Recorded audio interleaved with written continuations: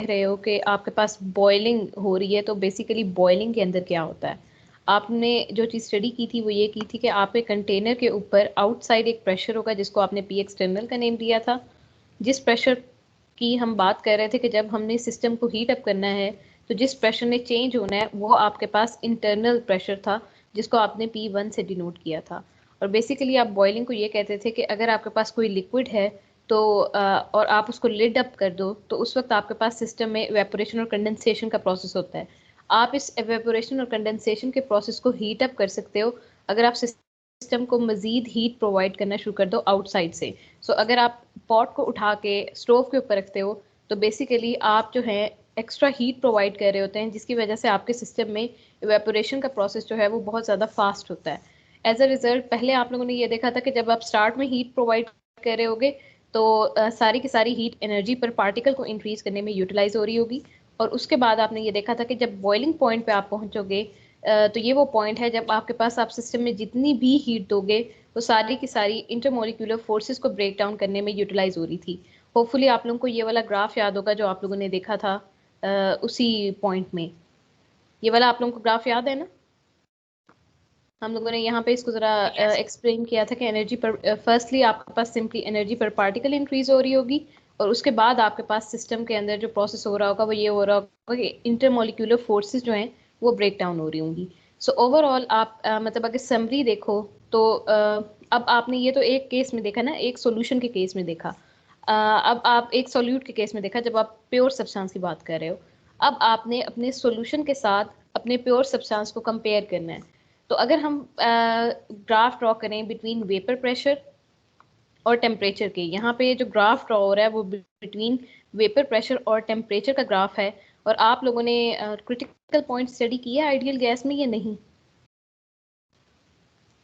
मैं इसलिए पूछ रही हूँ क्योंकि वहाँ पे भी पीटी के ग्राफ्स होते हैं। आप लोगों ने अगर वेपर प्रेशर वाला ग्राफ जो है क्रिटिकल पॉइंट वाला ग्राफ कभी देखा है आइडियल गैसेस में। बच्चों आप लोगों ने क्रिटिकल पॉइंट को स्टडी किया है अभी या नहीं। पिछले कोर्स में से आपसे बात हो रही है मिड्स में। इस तरह का ग्राफ कहीं देखा है जहाँ पे यहाँ पे क्रिटिकल पॉइंट होता है और यहाँ पे सुपर क्रिटिकल फ्लूइड होता है। इस तरह का कोई ग्राफ कहीं पे देखा है अभी तक आइडियल गैसेस में।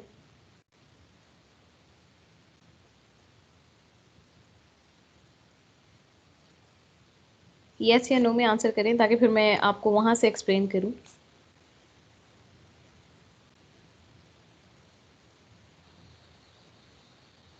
ये वाला ग्राफ देखा है क्रिटिकल पॉइंट वाला ग्राफ। आप लोगों ने पीछे आइडियल गैसेस में क्रिटिकल पॉइंट का एक टॉपिक पढ़ा था, उसका ग्राफ स्टडी किया है प्रेशर और वॉल्यूम टेम्परेचर का जो ग्राफ होता है।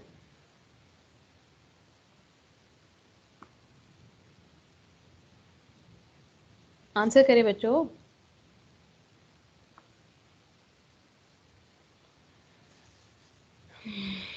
जनरली जब भी हम किसी ग्राफ की बात करते हैं या पीटी ग्राफ की बात करते हैं तो वहाँ पे हम इस तरह के कुछ ग्राफ्स बनाते हैं। ये ग्राफ्स हर सब्सटेंस के लिए कांस्टेंट होते हैं। मतलब ये कि ये ग्राफ मैं अगर वाटर के लिए ड्रॉ करूँगी तो इसका मतलब ये है कि ये वाटर की स्पेसिफिक पीटी ग्राफ है। और इसका फ़ायदा क्या है, मैं अगर कोई भी प्रेशर या टेम्परेचर स्पेसिफाई करूँगी तो मुझे पता चल जाएगा कि वाटर किस स्टेट में एग्जिस्ट करेगा। इनको हम फेज ग्राफ्स भी कहते हैं और इनके थ्रू हम कुछ पॉइंट स्टडी करते हैं जिनको क्रिटिकल पॉइंट और ट्रिपल पॉइंट का जनरली नेम दिया जाता है। इसमें अगर आप गौर करो तो ये एक रीजन है जिसको आप सॉलिड कहते हो। ये रीजन आपके पास सॉलिड है। ये रीजन आपके पास गैशियस रीजन है। और जो रिमेनिंग रीजन है दूसरी साइड पे जो आपके पास रीजन है वो लिक्विड का रीजन है। सो जब भी हम ये कहते हैं कि हम फेज डायग्राम देख रहे हैं या प्रेशर टेम्परेचर ग्राफ देख रहे हैं इस तरह के, तो बेसिकली ये आपको फेज के बारे में इंफॉर्मेशन दे रहे होते हैं कि एक सब्सटेंस जो है वो किस फेज में एग्जिस्ट करेगा। अगर आप वाटर की बात करते हो और आप कहते हो कि वाटर जो है वो 0 डिग्री सेंटीग्रेड पे है और प्रेशर आपने उसका फिक्स कर लिया कि वो 1 एटमॉस्फेरिक प्रेशर है, तो लेट्स सपोज आपका जो 1 एटमॉस्फेरिक प्रेशर है वो ये वाली वैल्यू है। आप कहोगे कि प्रेशर की आपने वैल्यू फिक्स कर दी है, प्रेशर आपने 1 एटमॉस्फेरिक प्रेशर फिक्स कर दिया है। जो चीज़ आप चेंज करके देखना चाह रहे हो वो बेसिकली आपके पास टेम्परेचर की वैल्यू है।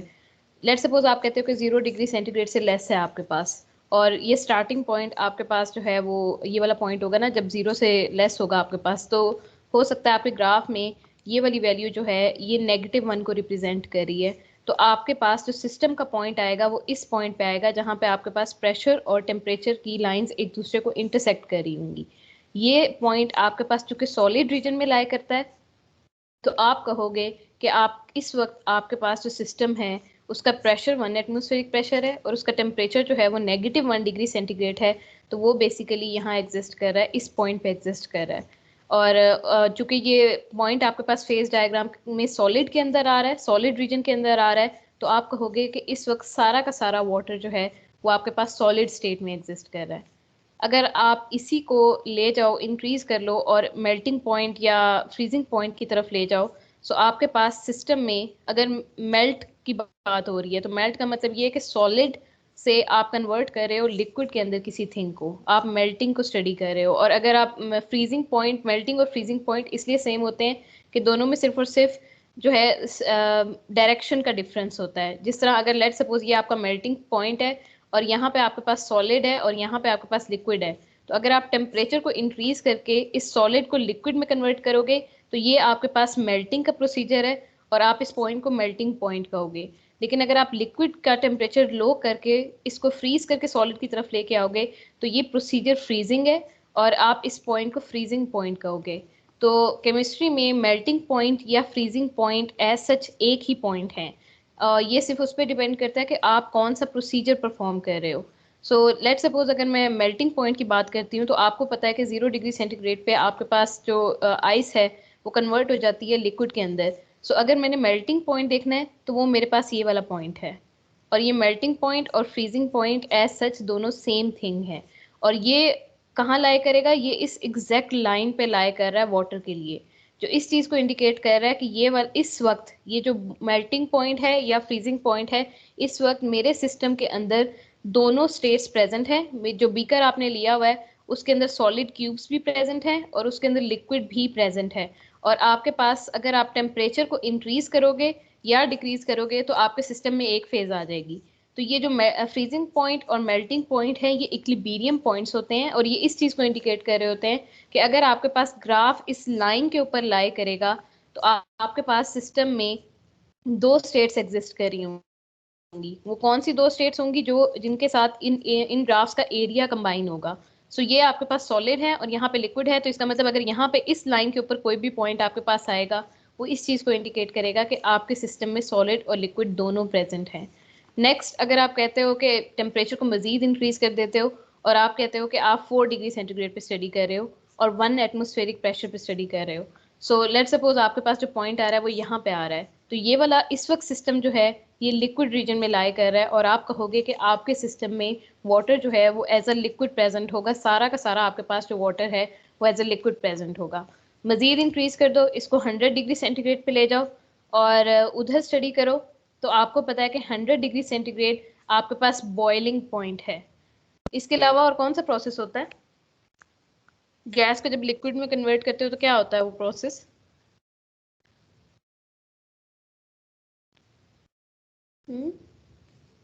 कंप्रेशन पॉइंट कभी सुना है?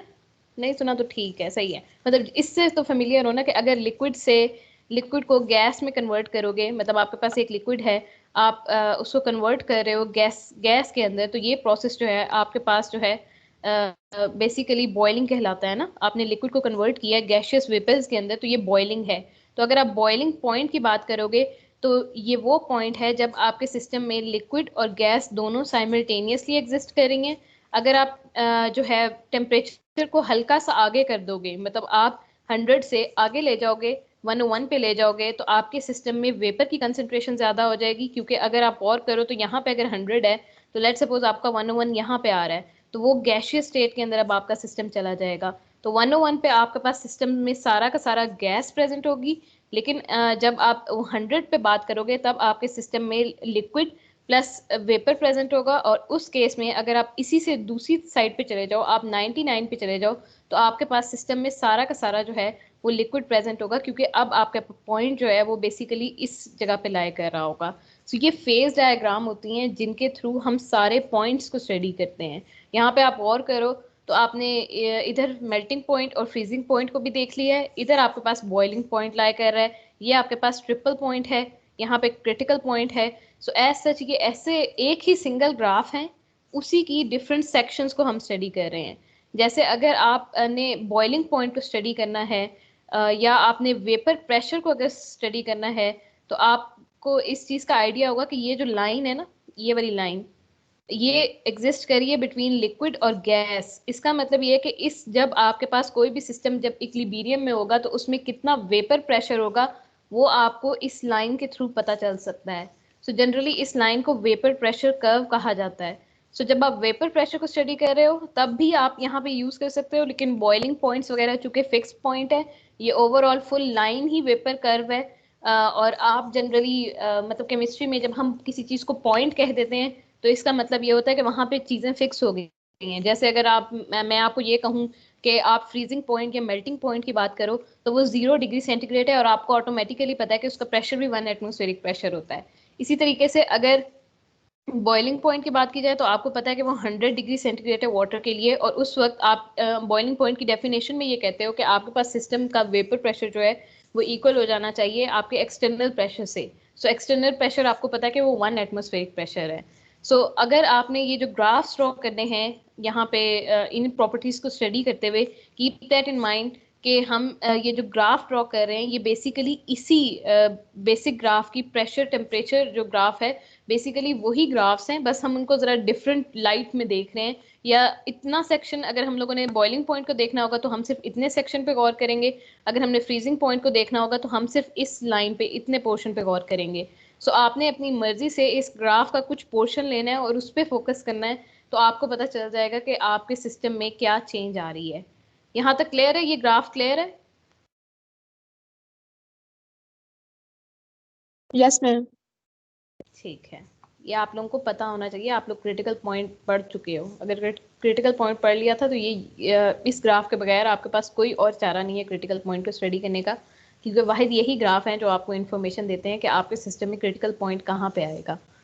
अगर ये जो बात की जा रही है यहाँ पे वेपर प्रेशर और टेम्परेचर का, तो बेसिकली ये वही कर्व था जो आप लोगों ने वेपर प्रेशर कर्व देखा था। ये आपने सिंपली एक सब्सटेंस ली है, मतलब जो आपके पास प्योर सब्सटेंस है। यहाँ पे जनरली हम कंसिडर कर लेते हैं कि हम सिर्फ सॉल्वेंट को ले रहे हैं, क्योंकि आपने जो है basically elevation in boiling point को स्टडी करना है, according to Raoult's law study करना है।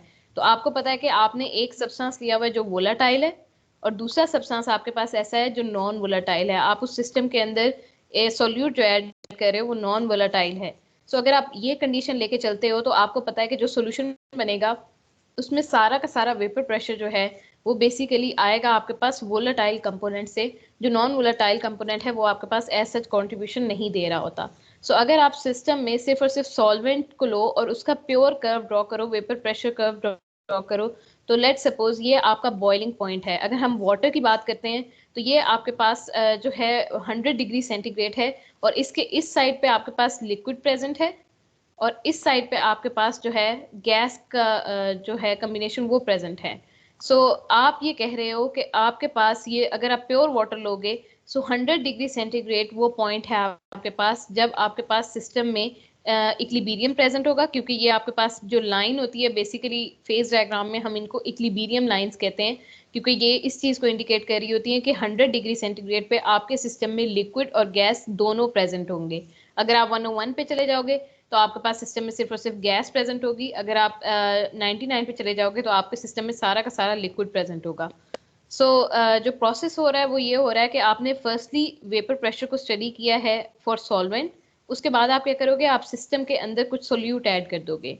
अगर आपने सिस्टम के अंदर कुछ सोल्यूट ऐड कर दिया है तो वही आपको ये थ्योरी अब याद हो जानी चाहिए कि आप अगर सिस्टम में सोल्यूट ऐड करोगे तो आपका सोल्यूट कुछ एक्टिव साइट्स को ऑक्यूपाई करेगा। जिस तरह इस केस में आपके पास जो सोल्यूट है उसने 1 और 3 की साइट्स को मतलब एक्टिव साइट्स को ऑक्यूपाई कर लिया है।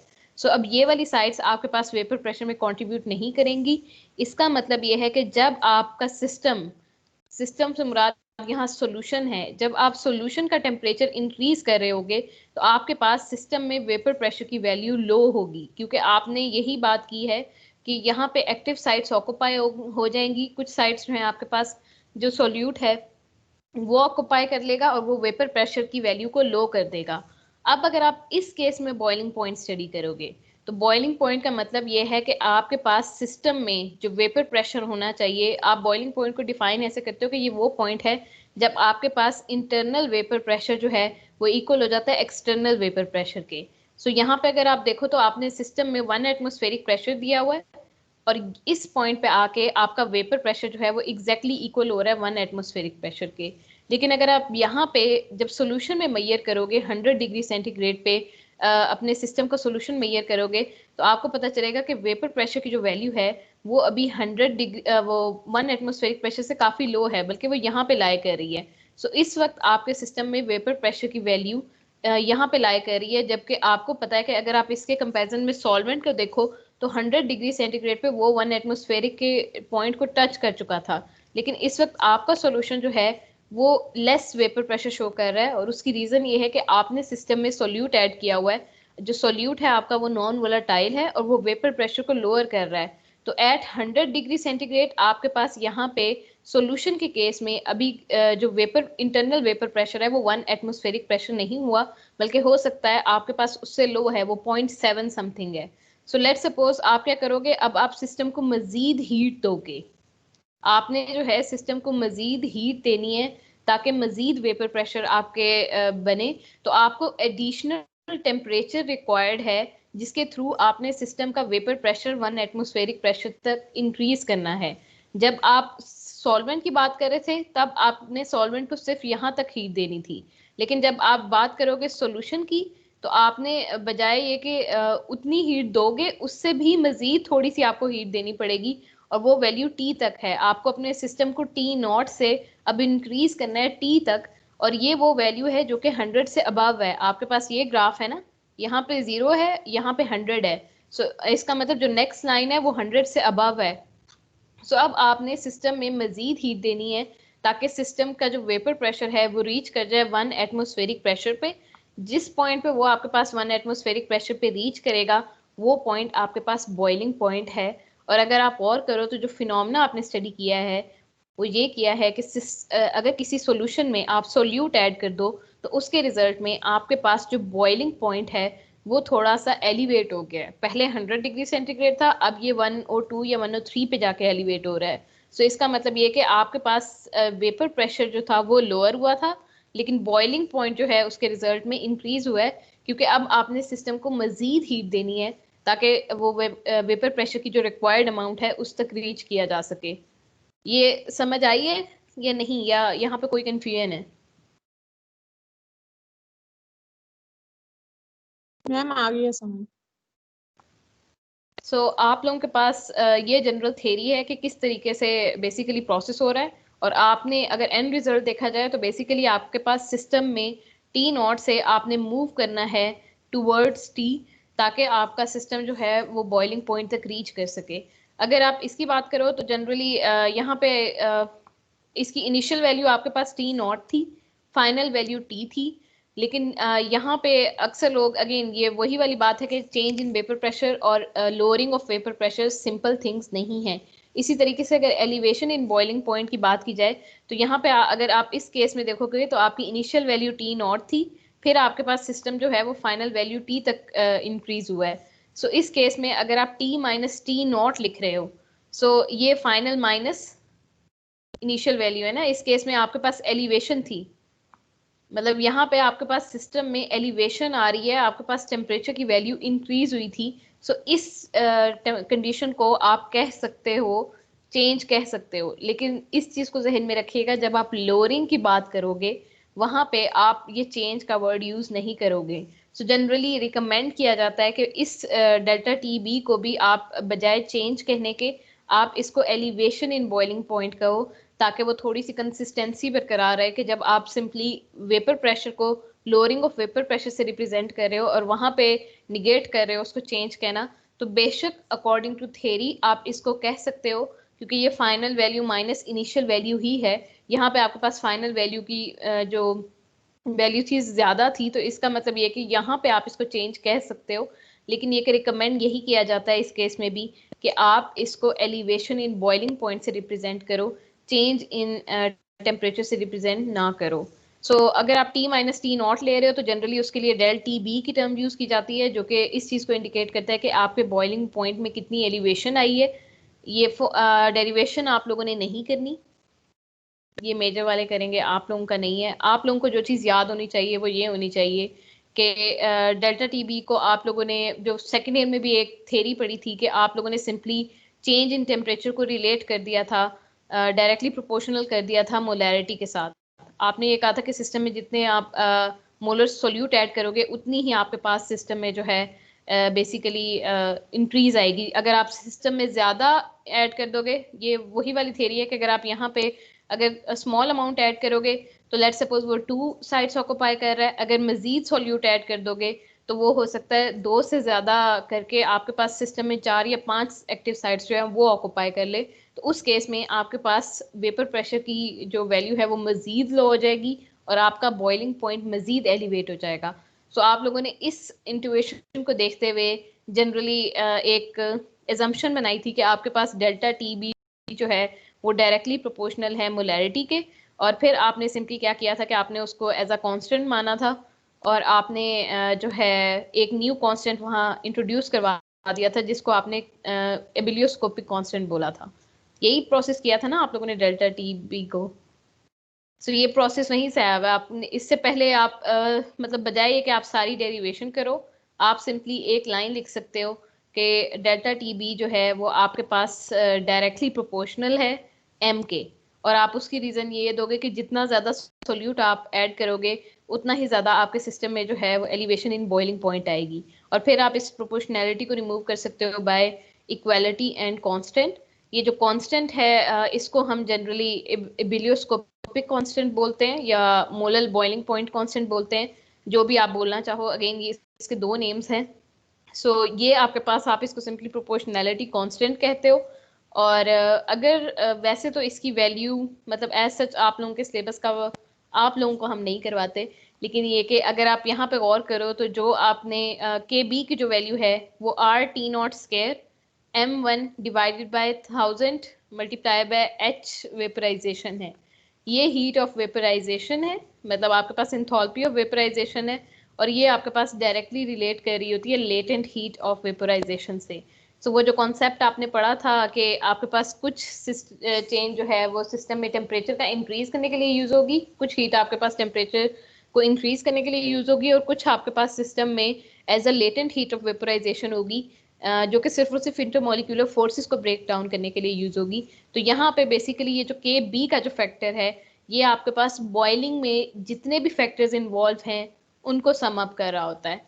टी नॉट आपके पास ये सिंपल सॉल्वेंट का अपना बॉइलिंग पॉइंट था।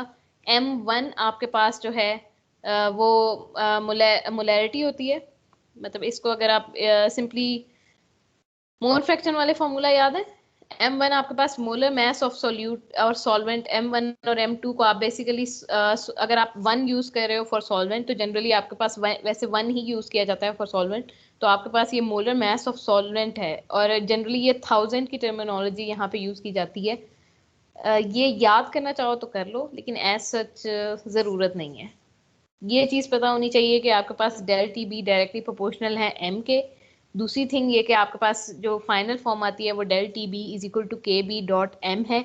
इसमें एम आपके पास मोलैरिटी ऑफ सोल्यूशन है, जबकि के बी को जनरली हम कांस्टेंट कहते हैं, और ये डिपेंड कर रहा होता है आपके पास सिस्टम के बॉइलिंग पॉइंट के ऊपर और लेटेंट हीट ऑफ वेपोराइजेशन के ऊपर।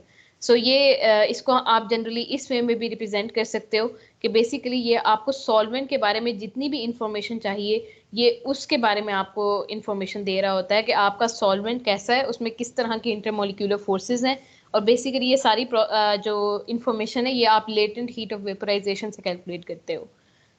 ये प्रोपोर्शनैलिटी कांस्टेंट है, इसको मोलर एलिवेशन कांस्टेंट भी बोलते हैं, एबिलियोस्कोपिक कांस्टेंट भी बोलते हैं। अगर आप इसको डिफाइन करने जाओगे तो आप सिंपली जो है मोलैरिटी को 1 अगर लिख लो तो आपके पास जो इक्वेशन बन जाएगी वो del T B is equal to K B के इक्वल है। बेसिकली के बी को अगर आपने कभी डिफाइन करना हो तो it's an elevation in boiling point of a solution of unit molarity, कि अगर आपके पास सिस्टम में यूनिट मोलैरिटी का सोल्यूशन दिया जाए उस वक्त आपके पास जो सिस्टम में एलिवेशन आएगी आप उसको के बी से रिप्रेजेंट करते हो। सो सिर्फ इतनी चीज़ें याद रखो, उसके अलावा बाकी कुछ याद रखने की ज़रूरत नहीं है जो पीछे आप लोग पढ़ रहे हो। यहाँ पे एक और चीज़ भी क्लियर करती चलूँ कि आप लोगों ने जो वेपर प्रेशर पढ़ा था, जो वेपर प्रेशर की आप लोगों ने जब डेरिवेशन की है, तो आप लोगों ने यहाँ पे ये वाली टर्मिनोलॉजी निकाली थी, del P divided by P naught is equal to x2, जो कि आपके पास थी relative lowering of vapour pressure. और फिर आपने इस x2 को ओपन किया था, मतलब अगर आप लोगों को डेरिवेशन, पिछली डेरिवेशन याद हो, आपने x2 को ओपन किया था और ये फाइनल फॉर्म आपने बनाई थी, जो कि आपके पास x2 है बेसिकली। यहाँ पे आपने इसको मोलैरिटी नहीं लिखा था, लेकिन वहाँ पे जब आप बात करोगे एलिवेशन इन बॉइलिंग पॉइंट और डिप्रेशन इन फ्रीजिंग पॉइंट की, तो वहाँ पे आप सिस्टम में चेंज को रिलेट कर रहे हो विद द मोलैरिटी। यहाँ पे आपने सिर्फ मोल फ्रैक्शन लिखा था और यहाँ पे 1000 की टर्म नहीं है। इसकी रीज़न ये होती है कि जब आप इसको अगेन अगर आप इसको डिराइव करोगे, मतलब एलिवेशन इन बॉइलिंग पॉइंट या डिप्रेशन इन फ्रीजिंग पॉइंट को डिराइव करो, तो आपको पता चलेगा कि जब सिस्टम में आप के बी की वैल्यू को कैलकुलेट कर रहे होते हो, तो आपके पास के बी जो है उसमें M1 जो है बेसिकली वो लेटेंट हीट ऑफ वेपोराइजेशन में यूज हो जाता है। मतलब यहाँ पे भी अगर आप मोल फ्रैक्शन ओपन करते हो तो ये M1 का फैक्टर आना था, जो कि आपके पास ग्राम ऑफ सॉल्वेंट को रिप्रेजेंट कर रहा है।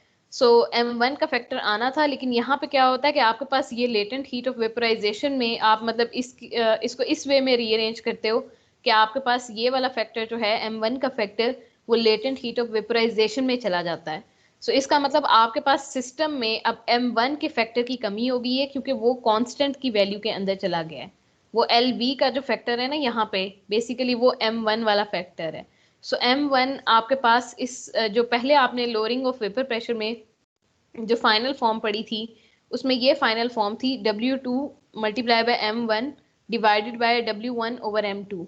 सो ये जो M1 है, ये आपके पास एलिवेशन इन बॉइलिंग पॉइंट और डिप्रेशन इन फ्रीजिंग पॉइंट में लेटेंट हीट ऑफ वेपोराइजेशन या लेटेंट हीट ऑफ फ्यूजन में यूज हो जाता है। सो इसका मतलब ये है कि आपके पास M1 का फैक्टर जो है वो बेसिकली फिनिश हो गया है। सो इस फैक्टर को काउंटर करने के लिए या इससे बचने के लिए आप सिस्टम को डिवाइड कर देते हो और मल्टीप्लाई कर देते हो 1000 से। सो 1000 आपके पास जो मतलब डिनोमिनेटर वाला 1000 होता है वो इधर चला जाता है, और यहाँ पे आप M1 की रिप्लेसमेंट के तौर पे 1000 लिख देते हो। यही वजह है कि जब आप मोलैरिटी को यहाँ स्पेसिफाई करते हो, तो आपने अब मोल फ्रैक्शन या कंसंट्रेशन का वर्ड यूज नहीं किया, आपने स्पेसिफिक कर दिया है कि डेल टी बी के केस में आपके पास मोलैरिटी के इक्वल है। मतलब अगर आपने इंटुएशन यूज की थी कि आपके सिस्टम में अमाउंट ऑफ कंसंट्रेशन के वो डायरेक्टली प्रोपोर्शनल होना चाहिए, तो यहाँ पे आपने सिर्फ मोलैरिटी लिखा है, आपने कंसंट्रेशन नहीं लिखा, जो इस चीज को इंडिकेट कर रहा है कि आपके पास एलिवेशन इन बॉइलिंग पॉइंट जब आप इससे डील कर रहे होगे, तो जो प्रेफर्ड कंसंट्रेशन यूनिट है वो मोलैरिटी का यूनिट है। और उसकी रीजन ये है कि जब आपने इक्वेशन डिराइव की थी, तो आपने यहाँ से M1 को यूज कर लिया था और फिर आपने M1 की रिप्लेसमेंट के तौर पे यहाँ पे 1000 ऐड किया था। सो मोलैरिटी आपको पता है कि वो पर 1 kg ऑफ सॉल्वेंट होता है ना आपके पास। तो यहाँ पे आपने डेरिवेशन में ही जो है कंसंट्रेशन यूनिट स्पेसिफाई कर दिया हुआ है, और आपने यहाँ पे चूंकि 1000 ऐड किया है, तो आपके पास M1 अगर 1000 के इक्वल है, तो इसका मतलब सॉल्वेंट की जो आपके पास मॉलिक्यूलर वेट था या मोलर मास था वो 1000 है, और आप मोलैरिटी को यही कहते हो कि number of moles of solute dissolve पर सॉल्वेंट पर 1000 ग्राम ऑफ सॉल्वेंट। तो ये आपके पास ये जो फॉर्मूला है ये बेसिकली मोलैरिटी का फॉर्मूला बन चुका है, और आप यहाँ पे कोई और कंसंट्रेशन यूनिट यूज नहीं करोगे जब आप एलिवेशन इन बॉइलिंग पॉइंट और डिप्रेशन इन फ्रीजिंग पॉइंट को स्टडी कर रहे होगे। ये वाला पॉइंट क्लियर है कि ये मोलैरिटी का फॉर्मूला कहाँ से आया है? जी मैम। तो इसको जहन में रखिएगा, 1000 को लिखना ना भूलिएगा।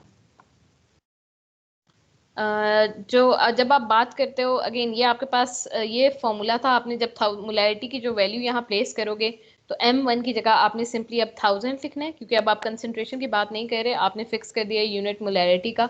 इसको रीअरेंज करोगे, M2 को बाहर ले आओगे, तो आपके पास ये जो इक्वेशन बन जाएगी, ये basically molar mass of solute को फाइंड आउट करने के लिए आपके पास हेल्पफुल है। और कोई भी ऐसी प्रोसीजर जिसमें आपको मोलर मास की वैल्यू फाइंड आउट करनी हो और आपको अननोन मतलब आपको नहीं पता कि आपके पास सिस्टम में क्या चीज़ ऐड हुई हुई है, तो आप वहां से बेसिकली M2 की वैल्यू को कैलकुलेट करके बता सकते हो कि आपके सिस्टम में कौन सा सोल्यूट ऐड हुआ हुआ है। सो ये अगेन वही स्टेप है जो आप लोगों ने पहले भी वेपर प्रेशर के केस में भी परफॉर्म किया हुआ है। नेक्स्ट आपके पास डिप्रेशन इन फ्रीजिंग पॉइंट है। अब होपफुली आप लोगों को पॉइंट्स की अंडरस्टैंडिंग होगी कि अगर पहले आप लोगों ने जब बात की थी वेपर प्रेशर की तो आपने ये वाला कर्व देखा था। जब आप बात करोगे बॉइलिंग पॉइंट की तब आपने इसी वेपर प्रेशर पे एक पर्टिकुलर पॉइंट की बात की थी। आपने इस पॉइंट को जो है बॉइलिंग पॉइंट का नेम दिया था और आपने जो ग्राफ ड्रॉ किया था आपने ये चीज़ें स्किप कर दी थी, इतना पोर्शन आपने स्किप कर दिया था। आपने सिर्फ इसी लाइन पे इस पॉइंट को डिफाइन कर दिया था कि आप इस पॉइंट की बात कर रहे हो। अब चूंकि आप बात कर रहे हो फ्रीजिंग की तो इसका मतलब ये है कि आपने फेज डायग्राम में लिक्विड और सॉलिड वाली लाइन को देखना है। सो वो लिक्विड और सॉलिड की जो लाइन है वो आपके पास यहाँ पे एग्जिस्ट करती है। अगर बात की जाए कि आपके पास लिक्विड और सॉलिड में बेसिकली क्या प्रोसेस हो रहा होता है तो अगर मैं इस वे में आप लोगों को डिफाइन करूं कि आप सब लोगों ने एक थिंग पढ़ी होगी केमिस्ट्री में या जब कभी सेकेंड ईयर में कोई वर्क परफॉर्म किया होगा कि प्योर का मेल्टिंग पॉइंट हाई होता है और इम्प्योर सब्सटेंस का मेल्टिंग पॉइंट लोअर होता है। कभी ये पढ़ा है?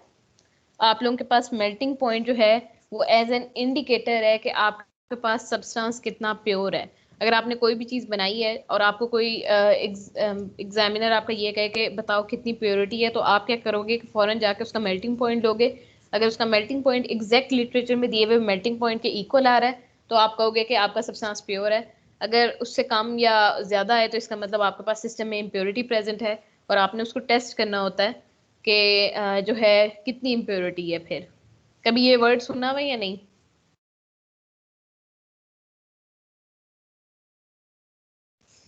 नहीं सुना हुआ? अच्छा नो मैम। ठीक है, चलो फिर बेसिक से स्टार्ट करते हैं। सॉलिड की जो टर्म है मतलब बेसिकली यहाँ पे अगर आप मेल्टिंग की बात कर रहे हो या मेल्टिंग पॉइंट या फ्रीजिंग पॉइंट की बात कर रहे हो तो मेरा ख्याल है मेल्टिंग वाला कॉन्सेप्ट ले लो, वो ज़्यादा इजी है अंडरस्टैंड करना। फ्रीजिंग में तुम लोग थोड़े से कंफ्यूज हो जाओगे। सो अगर हम बात करें पॉइंट सेम ही है, बस आपने प्रोसेस को रिवर्स करके देखना है। जो जनरली आप प्रोसेस करते हो उसमें आपके पास यहाँ पे लेट्स सपोज सॉलिड है और यहाँ पे लिक्विड है। अब लिक्विड की जो फेज होती है वो ऐसी फेज होती है कि वो फ्लोइंग सब्सटेंस है ना, आपको पता है कि उसमें फ्लोइंग प्रॉपर्टीज है। जबकि सॉलिड को जब भी आप रिप्रेजेंट करते हो तो आप कहते हो कि ब्लॉक ऑफ सॉलिड है। ब्लॉक ऑफ सॉलिड का मतलब ये होता है कि आपके पास 3D स्ट्रक्चर है, आपके पास सिस्टम में हर चीज डिफाइंड है, कॉम्पैक्ट सब्सटेंस प्रेजेंट है, एज सच कोई फ्लोई प्रॉपर्टी नहीं है और इंटरमोलिक्यूलर फोर्सेस की स्ट्रेंथ भी बहुत ज़्यादा हाई है। अगर आप बात करो कि आपने सब्सटेंस को मेल्ट करना है तो जो प्रोसेस आप कर रहे होगे वो ये कर रहे होगे कि आप इस सॉलिड को हीट दे रहे होगे और इसको कन्वर्ट कर रहे होगे उसकी लिक्विड स्टेट में। सो जब आप सब्सटेंस को हीट देते हो तो आपके पास जो 3D स्ट्रक्चर प्रेजेंट है ना एक सिस्टम में, एक पर्टिकुलर एटम एक पर्टिकुलर जो स्पेस पे प्रेजेंट है वो आपके पास जो है उसकी इंटरमोलिक्यूलर फोर्सेस की जो स्ट्रेंथ है बेसिकली वो वीक हो रही होती है। और जब उनकी स्ट्रेंथ इतनी वीक हो जाती है कि बजाय कॉम्पैक्ट सब्सटेंस के जब वो इस तरह फ्लोई नेचर में कन्वर्ट हो जाते हैं तो आप उसको फिर लिक्विड का नेम देते हो। सो जब आप हीट देते हो आपके पास सिस्टम के सॉलिड का 3D स्ट्रक्चर डिस्ट्रॉय होता है, इंटरमोलिक्यूलर फोर्सेस की स्ट्रेंथ वीक होती है और फिर आपके पास जो है वो लिक्विड में कन्वर्ट हो जाता है। ये वो प्रोसेस है आपके पास सिस्टम में जब आपने अभी कोई चीज़ ऐड नहीं की। ये प्योर सॉल्वेंट की भी बात हो रही है। अगर आप बात करते हो इम्प्योरिटी की, आप कहते हो कि आपके सॉलिड में इम्प्योरिटी प्रेजेंट है तो इसका मतलब ये है कि जो 3D स्ट्रक्चर प्रेजेंट होना चाहिए था वो ऑलरेडी आपके पास डिस्टर्ब्ड है। इम्प्योरिटी आपने सिस्टम में ऑलरेडी ऐड की हुई है, वो ऑलरेडी जो कॉम्पैक्ट फॉर्मेशन थी इस सॉलिड की उसने ऑलरेडी इसको थोड़ा बहुत इफेक्ट किया हुआ है। सो इसका मतलब ये कि ऑलरेडी कुछ पोर्शन आपके पास डिस्टर्ब्ड है, मतलब इसको अगर हम ऐसे रिप्रेजेंट करते हैं कि कुछ पोर्शन आपके पास डिस्टर्ब्ड है और बाकी जो रिमेनिंग पोर्शन है वो आपके पास सॉलिड की फॉर्म में प्रेजेंट है। इम्प्योरिटी का यही मतलब है ना कि अब आपके पास कॉम्पैक्ट सब्सटेंस नहीं है, उसमें कुछ एक्स्ट्रा चीज ऐड हुई हुई है जो कि उसकी नेचर से हट के है। सो जितने पोर्शन में आपके पास इम्प्योरिटी है वहां पे आपके पास सिस्टम में इंटरमोलिक्यूलर फोर्सेस की वो स्ट्रेंथ नहीं है सॉलिड में जो एक्चुअल में होनी चाहिए। सो इस केस में जब आप कहते हो कि सब्सटेंस में कोई इम्प्योरिटी आ गई है तो अब आपको थोड़ी हीट देनी पड़ेगी। तो थोड़ी अमाउंट ऑफ हीट देने से ही आपके पास सब्सटेंस जो है वो बेसिकली कन्वर्ट हो जाएगा लिक्विड के अंदर, क्योंकि ऑलरेडी यहाँ पे कुछ इंटरमोलिक्यूलर फोर्सेस ऑलरेडी इम्प्योरिटी ने आके डिस्ट्रॉय कर दी हुई है। सो जब भी हम ये बात करते हैं कि कोई प्योर सॉलिड है या प्योर लिक्विड की जब हम बात कर रहे होते हैं, अगर हम इसी के ऑपोजिट सिनेरियो कर रहे होंगे तो वो बेसिकली फ्रीजिंग का प्रोसीजर है। सो अगर आप ये बात करते हो कि कोई किसी भी सब्सटेंस में इम्प्योरिटी प्रेजेंट है तो वहाँ पे आपके पास मेल्टिंग पॉइंट या फ्रीजिंग पॉइंट जनरली लोअर होता है। और आप अगर गौर करो तो आप सॉल्यूशन को भी एज उसमें जो सॉल्यूट ऐड कर रहे हो आप उसको एज एन इम्प्योरिटी ले सकते हो। सो लेट्स सपोज जब आपने सिस्टम में कुछ नहीं डाला हुआ, आप 1 एटमॉस्फेरिक प्रेशर कांस्टेंट कर देते हो, मतलब आपने जिस थिंग को देखना है वो ये है। अगर आपने सिस्टम में कोई चीज़ ऐड नहीं की हुई और सिंपली आप सॉल्वेंट को देख रहे थे तो वो आपका ये वाला केस है।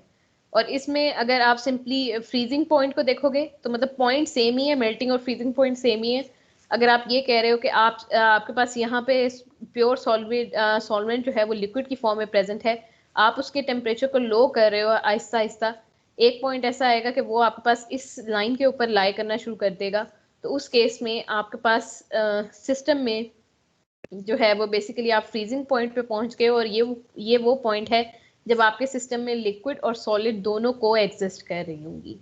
अगर आप टेम्परेचर को हल्का सा ऊपर कर दोगे, मतलब इंक्रीज कर दोगे, तो आपके पास यही थिंग जो है ये लिक्विड में चली जाएगी। अगर आप इसको लोअर कर दोगे तो आपके पास ये चीज़ सॉलिड में आ जाएगी। ये कॉन्सेप्ट क्लियर है या नहीं? यहाँ पे बात हो रही है ना, मतलब जो यहाँ पे ये प्रेशर है, ये प्रेशर 1 एटमॉस्फेरिक प्रेशर है, और यहाँ पे आप टेम्परेचर की बात कर रहे हो। सो अगर आप टेम्परेचर को इधर या इधर लेके जाओगे तो आपके पास सिस्टम में यहाँ पे लिक्विड है इस वक्त और यहाँ सॉलिड है। सो अगर आप इस पॉइंट के इधर लेके जाओगे तो आपके पास वो मतलब इंक्रीज करोगे टेम्परेचर को तो वो आपके पास लिक्विड में कन्वर्ट हो जाएगा। इस साइड पे लेके जाओगे तो वो आपके पास सॉलिड में कन्वर्ट हो जाएगा। सो फ्रीजिंग पॉइंट आपके पास ये वाला पॉइंट है। अगर आप बात करते हो सॉल्यूशन की, तो उस केस में आपके पास solute as an impurity present है। Already 3D structure of solvent जो है वो थोड़ा बहुत डिस्ट्रॉय हो गया हुआ है, क्योंकि आपने उसमें कुछ ना कुछ ऐसे सब्सटेंस ऐड कर दिए हुए हैं जो कि बेसिकली इसको इफेक्ट कर रहे हैं, इस पॉइंट को इफेक्ट कर रहे हैं। और अगर आप अब सिस्टम को हीट दोगे तो आपको ज़रा थोड़ी अमाउंट रिक्वायर्ड है, और लो टेम्परेचर पे ही आपके पास सिस्टम जो है वो फ्रीज होना शुरू हो जाएगा, जो इस चीज़ को इंडिकेट करेगा कि आपके सिस्टम में ऑलरेडी इंटरमोलिक्यूलर फोर्सेस की जो स्ट्रेंथ है वो ऑलरेडी थोड़ी कम हुई हुई है, और उसकी रीज़न ये है कि आपके सिस्टम में solute as an impurity present है। सो यहाँ पे अगर आप और करो तो जो आपका सॉल्वेंट है वो यहाँ पे बॉयल हो रहा है, मतलब इस पे बॉयल कह रही हूँ, सॉरी, फ्रीज हो रहा है। और आपके पास यहाँ पे सोल्यूशन जो है वो थोड़ा सा पीछे है आपके पास, मतलब अगर टेम्परेचर एक्सिस की बात की जाए तो यहाँ पे आपके पास हाई वैल्यू है टेम्परेचर एक्सिस पे और यहाँ लो वैल्यू है। सो स्मॉल अमाउंट पे आपके पास जो है वो सिस्टम जो है वो फ्रीज हो रहा है। सो इसी बेसिकली आप इसी प्रोसेस को आप डिप्रेशन इन फ्रीजिंग पॉइंट बोलते हो। और इसके लिए जो फॉर्मूला है वो del T F is directly proportional to M है। यहाँ पे बेसिकली जो चीज़ पहले आपने लेटेंट हीट ऑफ वेपराइजेशन के केस में पढ़ी थी, यहाँ पे वही केस जो है आपके पास लेटेंट हीट ऑफ फ्यूजन के लिए ट्रू होता है। यहाँ पे भी आप डेल टी एफ को डायरेक्टली प्रोपोर्शनल करते हो एम के, तो इसका मतलब ये है कि आप सिस्टम में ये आपका प्रेफर्ड कंसनट्रेशन यूनिट है। मज़ीद आप इसके अलावा जो कंसनट्रेशन यूनिट्स हैं उनको प्रेफर नहीं करोगे। सो नेक्स्ट आप देख सकते हो कि आप सिंपली प्रोपोर्शनैलिटी को रिमूव करोगे और यहाँ पे कांस्टेंट ऐड कर दोगे। ये आपका मोलर फ्रीजिंग कांस्टेंट है, या इसको आप क्रायोस्कोपिक कांस्टेंट भी बोलते हो। अगर आप इसको डिफाइन करोगे तो आप m की वैल्यू को 1 लिख सकते हो, तो आपके पास डेल टी एफ इक्वल हो जाएगा के एफ के। सो आपके पास के एफ वो डिप्रेशन इन फ्रीजिंग पॉइंट है जब आप 1 मोल ऑफ अ सोल्यूशन को स्टडी कर रहे हो, या सिंपली जब आपके सोल्यूशन की मोलैरिटी जो है वो 1 मोल के इक्वल है।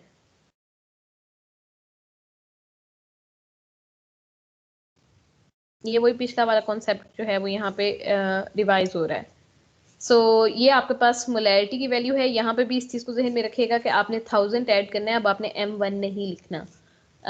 नेक्स्ट आपके पास जो है इसी फॉर्मूले को आप रीअरेंज कर सकते हो, इस वे में रीअरेंज कर सकते हो कि आपके पास M2 की वैल्यू आ जाए। आपको पता है कि ये फॉर्मूला है, इसको इस तरीके से शिफ्ट करो कि M2 यहाँ शिफ्ट हो जाए, TF जो है वो आपके पास इस पोजिशन पे आ जाए।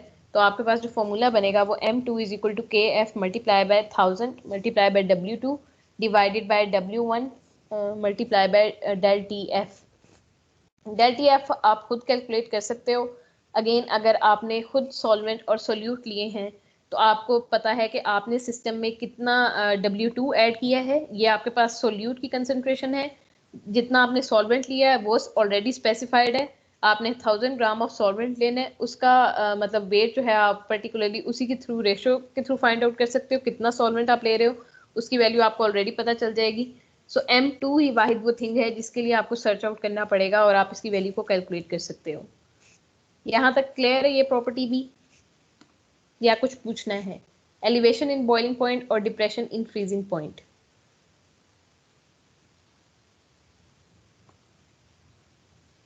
डिप्रेशन इन फ्रीजिंग पॉइंट की भी जो डेरिवेशन है वो बिल्कुल exact elevation of boiling point जैसी है। सो अगर आप लोगों का कभी मूड हो तो आप उसको देख सकते हो। लास्ट आपके पास प्रॉपर्टी ऑस्मोटिक प्रेशर है या ऑस्मोस, बेसिकली ऑस्मोटिक प्रेशर ही की प्रॉपर्टी को स्टडी कर रहे हो, लेकिन अगर आपने ऑस्मोटिक प्रेशर को स्टडी करना है तो पहले आपको ऑस्मोसिस का पता होना चाहिए। अगर आपने ऑस्मोसिस को अंडरस्टैंड करना है तो पहले आपको डिफ्यूजन की प्रॉपर्टी का पता होना चाहिए। सो ये अब आप लोगों का मजे वाला टॉपिक स्टार्ट होने वाला है, और कह लो कि अक्सर बच्चों को सिर्फ यही टॉपिक राउंड 100 और सोल्यूशन में से सबसे ज्यादा कह लो पसंद आता है। सो जनरली जब भी हम डिफ्यूजन की बात करते हैं तो डिफ्यूजन एक स्पॉन्टेनियस प्रोसेस है। आपको पता है कि आप कहीं पे भी जो है परफ्यूम, एक रूम में कहीं पे भी खड़े होकर परफ्यूम का को स्प्रे करो तो आपके पास उसकी स्मेल जो है या फ्रेगरेंस जो है वो ऑलरेडी पूरे रूम में फैल जाती है। सो अगर आप डिफ्यूजन को एक्सप्लेन करो तो ये बेसिकली मूवमेंट ऑफ मॉलिक्यूल है। मॉलिक्यूल का मतलब ये कि आप डिफाइन नहीं करते हो कि सॉल्वेंट के मॉलिक्यूल की बात कर रहे हो या सोल्यूट के पार्टिकल की बात कर रहे हो। आप सिंपली ये कहते हो कि ये मूवमेंट ऑफ मॉलिक्यूल है from their respective region of higher concentration to their respective region of lower concentration. आपके पास लेट्स सपोज सॉल्यूट और सॉल्वेंट के केस में अगर हम स्टडी करें तो आपके पास एक सोल्यूशन है, कंसंट्रेटेड सोल्यूशन है, एक डाइल्यूट सोल्यूशन है। अगर डाइल्यूट सोल्यूशन में, डाइल्यूट सोल्यूशन का मतलब ये है कि आपके पास नंबर ऑफ सोल्यूट लेस हैं। यहाँ पे इस चीज को भी जहन में कह लो, जिस चीज को आपने ऑब्जर्व करना है या जिस चीज का ख्याल रखना है वो ये कि डाइल्यूट और कंसंट्रेशन या कंसंट्रेटेड ये जो सोल्यूशन है ये आपके पास रिस्पेक्टिव पैरामीटर है। मतलब यहाँ पे अगर मैं डाइल्यूट और कंसंट्रेशन कह रही हूँ या कंसंट्रेटेड का वर्ड यूज कर रही हूँ तो मैं सोल्यूट के रिस्पेक्ट से बात कर सकती हूँ। अगर मैं ऑपोजिट देख लूँ, अगर मैं सॉल्वेंट के रिस्पेक्ट से बात करूँ तो मेरे पास जो चीज़ सॉल्यूट के रिस्पेक्ट से आपके पास डाइल्यूट है वो सॉल्वेंट के रिस्पेक्ट से कंसंट्रेटेड है। सो जनरली हम लोगों ने रेफरेंस पॉइंट डिसाइड करना होता है सोल्यूट या सॉल्वेंट जिसके रिस्पेक्ट से आप एक सिस्टम को कंसंट्रेटेड या डाइल्यूट की टर्म असाइन करते हो। सो ये जो फर्स्ट कॉन्सेप्ट है या फर्स्ट जो पिक्चर है उसके अंदर मैं नंबर ऑफ सोल्यूट की बात कर रही हूँ और उसकी बेसिस पे मैंने कहा है कि ये कंसंट्रेटेड सॉल्यूशन है, यहाँ पे नंबर ऑफ सोल्यूट की वैल्यू ज्यादा है, और ये दूसरा जो सॉल्यूशन है आपके पास वो डाइल्यूट सॉल्यूशन है, यहाँ पे नंबर ऑफ सोल्यूट की वैल्यू लेस है। सो कंपैरेटिवली अगेन ये कंपैरेटिव टर्म होती है, किसी चीज को डाइल्यूट या कंसंट्रेटेड कहने के लिए आपके पास जो है कंपैरिजन फैक्टर भी जो है वो भी मस्ट होता है। सो अगर आप कह रहे हो कि डिफियन यहाँ पे होगी तो हम इसको क्वांटिफाई कर लेते हैं। इस सॉल्यूशन में भी आपके पास 1000 मॉलिक्यूल हैं, इस सॉल्यूशन में भी आपके पास 1000 मॉलिक्यूल हैं। यहाँ पे आपके पास सोल्यूट की जो कंसंट्रेशन है वो लो है। लेट्स सपोज आप इसको कह रहे हो कि यहाँ पे आपके पास 2 मॉलिक्यूल हैं। सो आउट ऑफ 2 अगर आपके पास सोल्यूट मॉलिक्यूल हैं तो इसका मतलब सॉल्वेंट जो है आपके पास वो 998 मॉलिक्यूल्स हैं उसके यहाँ पे प्रेजेंट है। सिमिलरली अगर आप यहाँ पे बात करो तो आपके पास सोल्यूट के 12 मॉलिक्यूल प्रेजेंट है, सॉल्वेंट के आपके पास यहाँ पे 988 मॉलिक्यूल्स प्रेजेंट हैं। सो आपने कहा कि मूवमेंट ऑफ मॉलिक्यूल है from region of high concentration to the region of low concentration. तो अगर आप सोल्यूट की बात करो तो यहाँ पे 12 मॉलिक्यूल्स हैं, यहाँ 2 मॉलिक्यूल हैं, तो इसका मतलब हाई रीजन से लो रीजन की तरफ आपके पास मूवमेंट होनी चाहिए जो आपके पास डिफियन है। सो सोल्यूट के केस में आपके पास यहाँ से सोल्यूट जब यहाँ निकल के जा रहे होंगे इस साइड पे, इस डायरेक्शन में मूव कर रहे होंगे तो ये आपके पास ऑस्मोसिस है। अगर आप सॉल्वेंट की बात करो तो सॉल्वेंट में यहाँ पे 998 मॉलिक्यूल्स हैं और 1000 मॉलिक्यूल्स इस सॉरी 988 मॉलिक्यूल यहाँ पे हैं। सो इसका मतलब आपके पास हाई कंसंट्रेशन रीजन सॉल्वेंट के रिस्पेक्ट से ये है और सोल्यूट के रिस्पेक्ट से आपके पास हाई रीजन ये था। सो इस चीज को भी जहन में रखिएगा कि आपने जिस चीज के लिए आप मूवमेंट को स्टडी कर रहे हो, फर्स्ट स्टेप आपका ऑस्मोसिस या डिफ्यूजन में ये डिसाइड करना होता है कि आपके पास सिर्फ उस कंसंट्रेशन के रिस्पेक्ट से कौन सा हाई रीजन और कौन सा लो रीजन है। सो जब आप सॉल्वेंट के मॉलिक्यूल की बात करोगे तो आपके पास ये वाला रीजन हाई रीजन है क्योंकि यहाँ पे 998 मॉलिक्यूल है, और जब आप इधर देखोगे तो आपके पास यहाँ पे 988 मॉलिक्यूल हैं।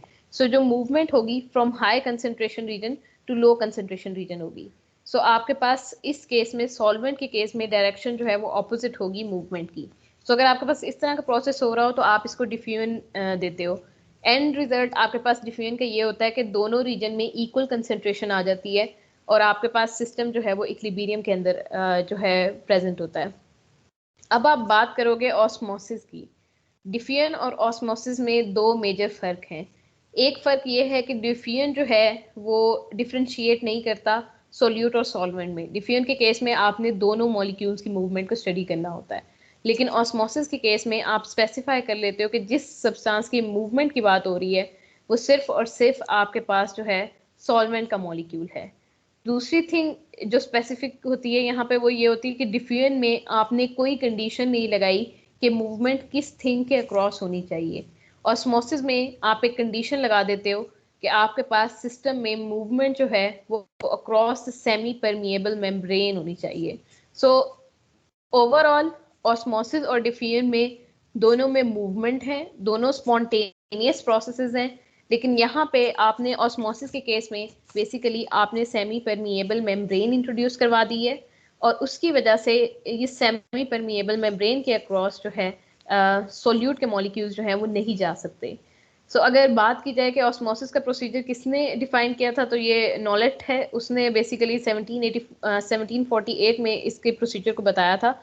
और जब भी आप ऑस्मोसिस की बात करते हो ये डिफ्यूजन की तरह स्पॉन्टेनियस फ्लो है, लेकिन ये फ्लो ऑफ सॉल्वेंट मॉलिक्यूल है। आप यहाँ पे सोल्यूट का वर्ड यूज नहीं कर रहे, आपने स्पेसिफाई कर लिया कि ये मूवमेंट सिर्फ और सिर्फ सॉल्वेंट के मॉलिक्यूल की है। दूसरी थिंग आपने की कि it's a movement through a membrane. आपने यहाँ पे सिस्टम में मेम्ब्रेन लाजमी देनी है और उसके बाद आपने इस मूवमेंट को स्टडी करना है। मूवमेंट होगी कहाँ से? From a dilute solution to a concentrated solution. ये एक डेफिनेशन है। मतलब जब आप बात करते हो ऑस्मोसिस की तो आपके पास दो डेफिनेशन आती हैं। एक डेफिनेशन ये है कि आपके पास अगर डाइल्यूट सॉल्यूशन होगा और दूसरी साइड पे कंसंट्रेटेड सॉल्यूशन होगा तो आपके पास अगर सॉल्वेंट के मॉलिक्यूल्स जो हैं from region of higher concentration to region of lower concentration की तरफ जा रहे हैं तो उस मूवमेंट को आप जो है ऑस्मोसिस का नेम दोगे। दोबारा से वही एग्जांपल लेंगे। अब जो बैरियर वहां पे आपने सिंपली अनडिफाइंड छोड़ा हुआ था, आपने अब यहाँ पे स्पेसिफाई कर लिया कि आप सेमी परमिएबल मेम्ब्रेन की बात कर रहे हो। अगर आप मेम्ब्रेन की बात कर रहे हो तो इसका मतलब इसमें पर्टिकुलर पोर का साइज है।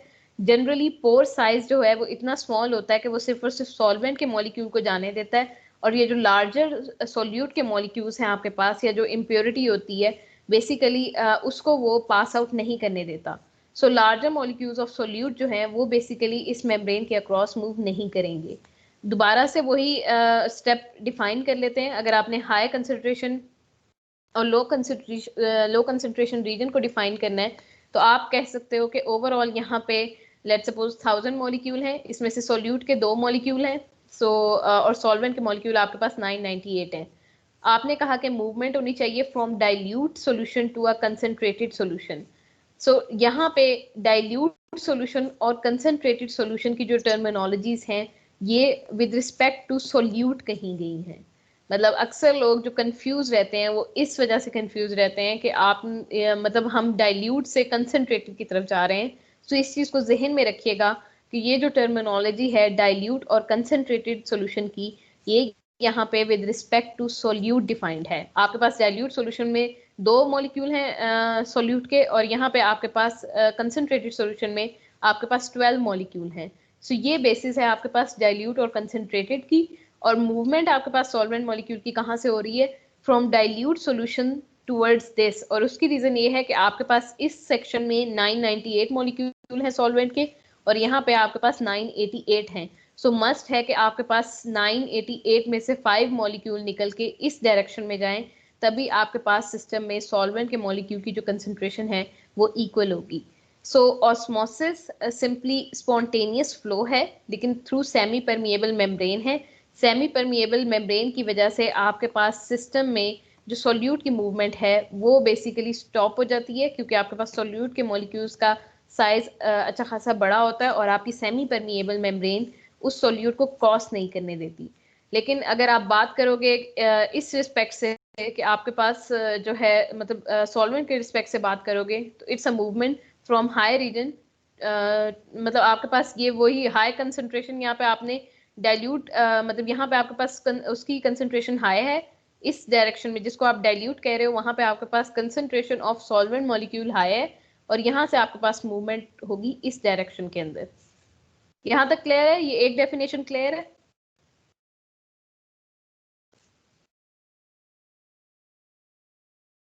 Yes ma'am.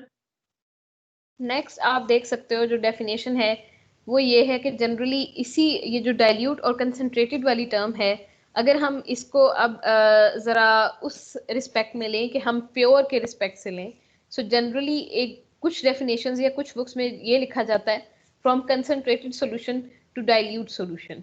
सो जो कंसंट्रेटेड और डाइल्यूट सॉल्यूशन की जो टर्म है उसको मैं यहाँ पे उससे बचने के लिए मैं यहाँ पे प्योर सॉल्वेंट और सॉल्यूशन की टर्म यूज कर रही हूँ ताकि इसमें कंपैरिजन जो है वो इजीली क्रिएट हो सके। सो आप लोगों ने अगर कहीं पे ऑस्मोसिस की कंफ्यूजिंग डेफिनेशन देखी तो वहां पे इस चीज को जहन में रखिएगा कि आपने पहले इस चीज को डिफाइन करना होता है कि वो डेफिनेशन किस चीज के रिस्पेक्ट से दी जा रही है, वो सॉल्यूट के रिस्पेक्ट से दी जा रही है या वो सॉल्वेंट के रिस्पेक्ट से दी जा रही है। अगर आप कहते हो कि प्योर सॉल्वेंट है, प्योर सॉल्वेंट का मतलब इसको कुछ लोग वेरी वेरी डाइल्यूट सॉल्यूशन भी कहते हैं विद रिस्पेक्ट टू सॉल्यूट, लेकिन ये कि आपने सिंपली इस तरह की कंफ्यूजन को अवॉइड करने के लिए आप इसको सिंपली प्योर सॉल्वेंट कह सकते हो। प्योर सॉल्वेंट का मतलब ये है कि आपके पास सॉल्यूट के मॉलिक्यूल यहाँ पे जीरो हैं, सारे के सारे मॉलिक्यूल जो आपके सिस्टम में हैं वो सारे के सारे सॉल्वेंट के मॉलिक्यूल प्रेजेंट हैं।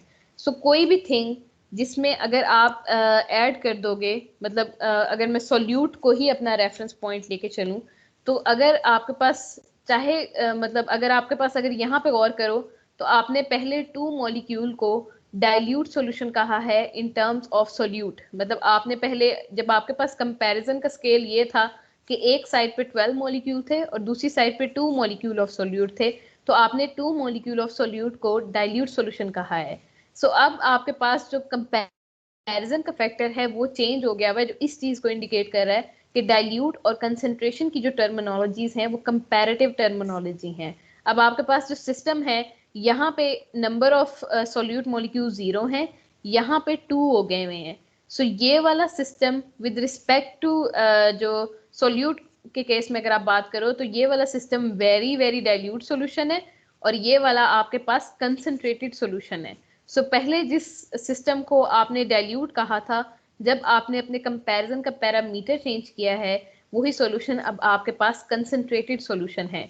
सो जनरली हम ये कहते हैं कि सॉल्वेंट के कंपैरिजन में जब आप किसी चीज के प्योर के साथ उसको कंपेयर कर रहे हो तो जितनी भी कंसंट्रेशन आप इधर ले लो, चाहे वो 1 मॉलिक्यूल है, चाहे वो 2 मॉलिक्यूल है, चाहे वो 3 मॉलिक्यूल है, वो जीरो से बड़ी है। सो इसका मतलब ये कि ये जो सॉल्यूशन है ये हमेशा इन टर्म्स ऑफ सोल्यूट ये कंसंट्रेटेड सॉल्यूशन होगा अगर आप कंपेयर कर रहे हो इसको विद द प्योर सॉल्वेंट।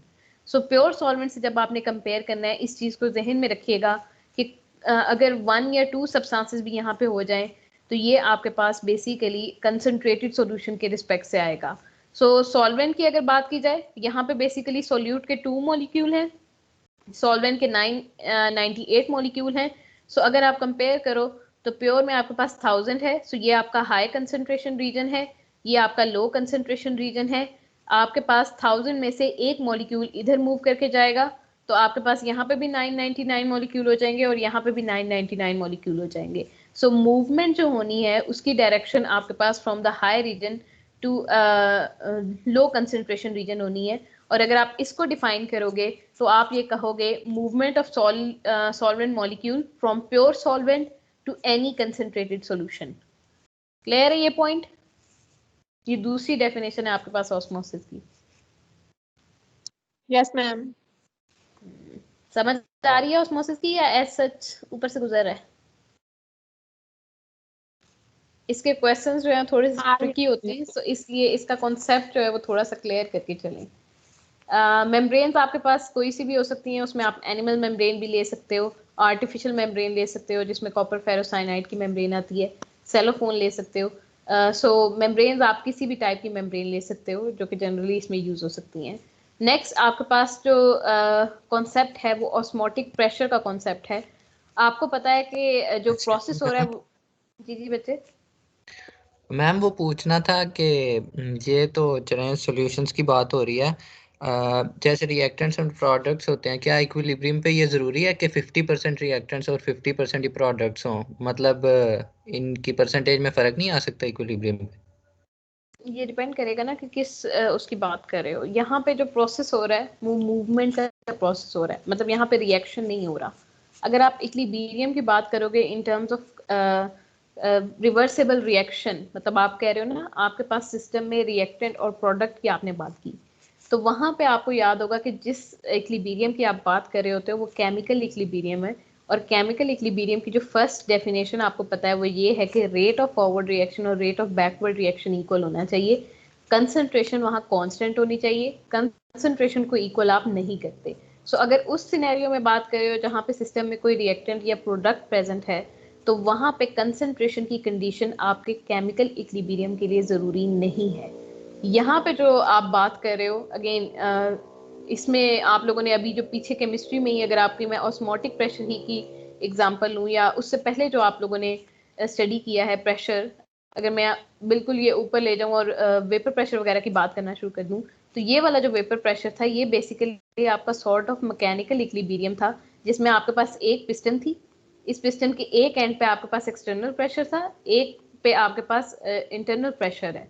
तो ये मैकेनिकल इक्विलिब्रियम है। आपने कहा था कि ये आपके पास सिस्टम में जो इंटरनल की वैल्यू है वो बेसिकली इक्वल हो जानी चाहिए एक्सटर्नल प्रेशर के इक्वल। सो आपने इक्विलिब्रियम को जो डिफाइन किया है यहाँ पे, वो आपने केमिकल इक्विलिब्रियम नहीं लिया, आपने यहाँ पे मैकेनिकल इक्विलिब्रियम लिया है।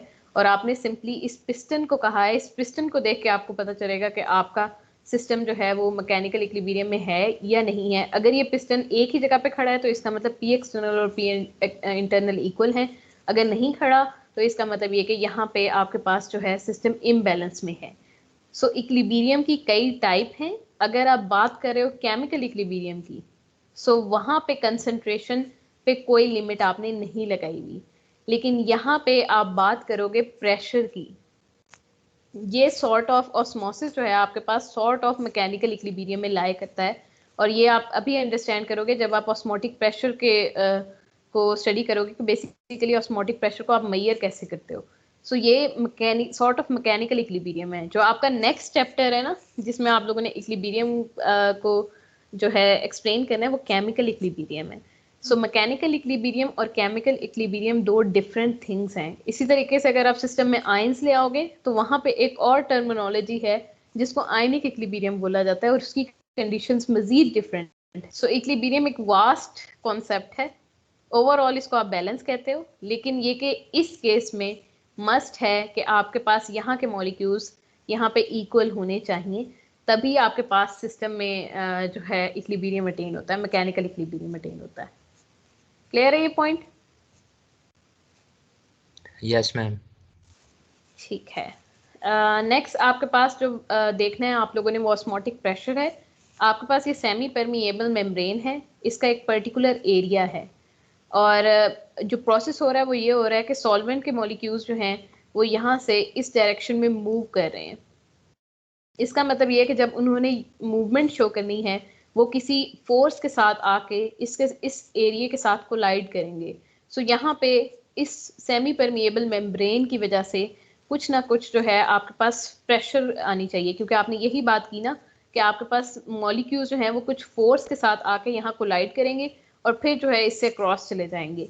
सो अगर आपने कभी प्रेशर की डेफिनेशन देखी हो तो वो pressure is equal to force per unit area के इक्वल होती है। सो यहाँ पे आपके पास फोर्स भी अवेलेबल है और एरिया भी अवेलेबल है, जो इस चीज को इंडिकेट कर रहा है कि ये जो सेमी परमिएबल मेम्ब्रेन है, जब आपके सिस्टम में कुछ मूवमेंट हो रही है तो एक जो प्रेशर की वैल्यू है वो मॉलिक्यूल्स की बेसिकली यहाँ से यहाँ मूवमेंट की वजह से इस सेमी परमिएबल मेम्ब्रेन पे कुछ प्रेशर एक्सर्ट हो रहा है और बेसिकली ये प्रेशर आपके पास ऑस्मोटिक प्रेशर के इक्वल है।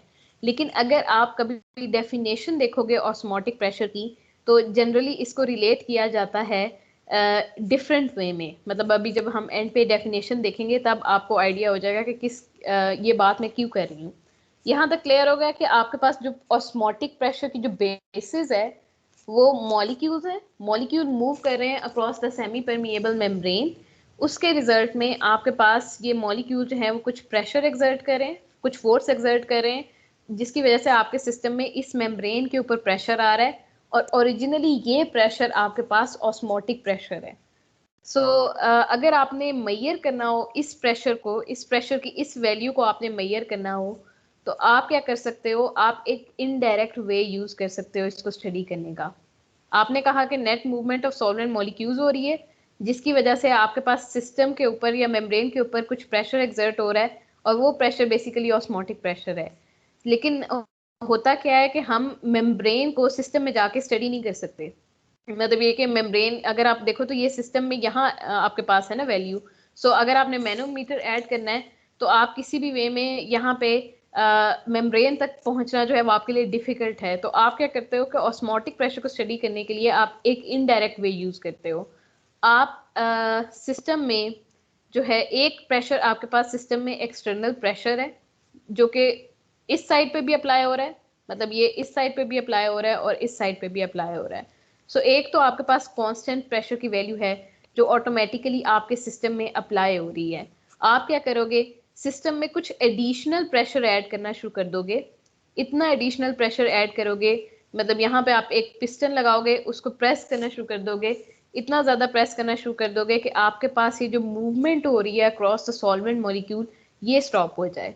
सो आप प्रोसेस क्या कर रहे हो, आपने सिस्टम में आपने इस प्रेशर की वैल्यू को स्टडी करना था, और ये प्रेशर जो है ये इसलिए एग्जिस्ट कर रहा है कि आपके पास सॉल्वेंट मॉलिक्यूल यहाँ से यहाँ मूव कर रहे हैं, इस मेम्ब्रेन के अक्रॉस मूव कर रहे हैं। आप क्या करोगे, आप यहाँ से एक एक्सटर्नल प्रेशर लगाना शुरू कर दिया है। आहिस्ता आहिस्ता उसकी वैल्यू मतलब पहले तो उसकी वैल्यू लो होगी, आहिस्ता आहिस्ता उसकी वैल्यू इतनी ज़्यादा हो जाएगी कि वो इस P1 के बिल्कुल इक्वल हो जाएगा। सो जब आपके पास ये जो एक्सटर्नल प्रेशर, जो एक्स्ट्रा प्रेशर आपने ऐड किया है, जब वो बिल्कुल इक्वल हो जाएगा इस प्रेशर के जो कि मॉलिक्यूल एक्सर्ट कर रहे थे जब उन्होंने सॉल्वेंट के मॉलिक्यूल ने यहाँ से यहाँ मूव करना था, तो उस सिनेरियो में आपके पास जो वैल्यू होगी उस एक्सटर्नल प्रेशर की, आप उसको ऑस्मोटिक प्रेशर से डोनेट कर सकते हो। सो आपने एक इनडायरेक्ट वे डिफाइन किया है जिसमें आपने सिस्टम के ऊपर कुछ additional amount of pressure apply किया है, और उसका रिजल्ट ये हुआ है कि अब सॉल्वेंट जो है, मतलब वो आपको इंडिकेट कैसे होगा कि आपके जो सॉल्वेंट की जो मूवमेंट थी, जो यहाँ से यहाँ वाली मूवमेंट थी, वो स्टॉप हो जाएगी एक सिस्टम के अंदर।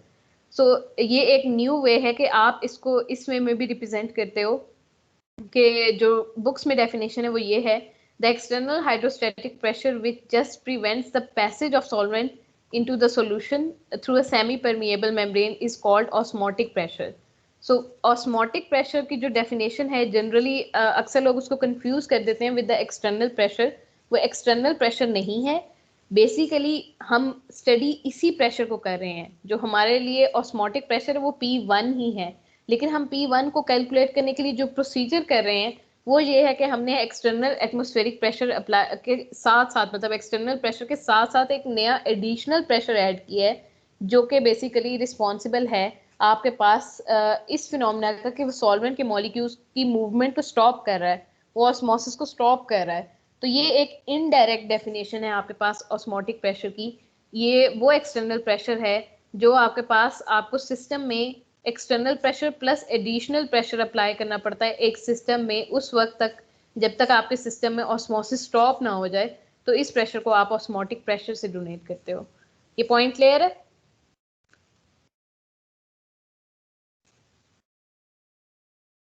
Yes ma'am. ठीक है, मेरा ख्याल है आज यहाँ तक रखते हैं। बाकी आप लोगों का सिर्फ छोटा सा टॉपिक रह गया है, आपने अब कंपेयर करना है सोल्यूशन और गैसेस को, और ये वॉन्ट हॉफ का फैक्टर है। ये आप लोगों का लास्ट टॉपिक होगा सोल्यूशन के चैप्टर का। अटेंडेंस ले ली हुई है?